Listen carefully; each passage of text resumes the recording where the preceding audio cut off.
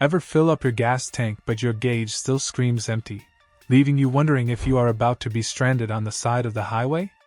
That is exactly what happens when your vehicle triggers a P2067 diagnostic trouble code. This specific code means that the powertrain control module, which is the main computer of your car, is detecting a low electrical input from the fuel level sensor B circuit. Basically, the sensor located inside your gas tank has a float that moves up and down with the fuel level, and it converts that mechanical movement into an electrical voltage signal.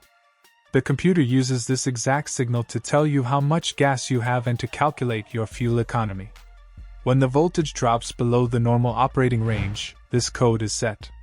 The most obvious symptom you will experience is a check engine light shining on your dashboard, paired with a fuel gauge that acts completely crazy. It might read totally full or dead empty all the time, and your distance to empty mileage calculation will be completely wrong. This is usually caused by an electrical short to ground in the signal circuit wiring, a physically failed or internally shorted fuel level sensor, or very rarely, a failing main computer. Sometimes even an aftermarket remote start system can cause a false trigger. To fix this at home, start by looking up any technical service bulletins for your specific vehicle. Then, locate the fuel level sensor on top of the fuel tank module. Carefully inspect the wiring harness and connectors for any signs of scraping, bare wires, melted plastic, or green corrosion. If the metal terminals look dirty, scrub them with electrical contact cleaner and a plastic brush, let them dry, and apply electrical grease. Clear the code with your scanner.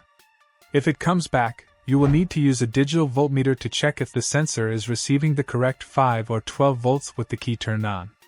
You will also need an ohm meter to measure the resistance of the sensor to see if it matches the manufacturer's specifications, like reading 80 ohms at half a tank. If the wiring has no voltage or the sensor fails the resistance test, you have found your problem.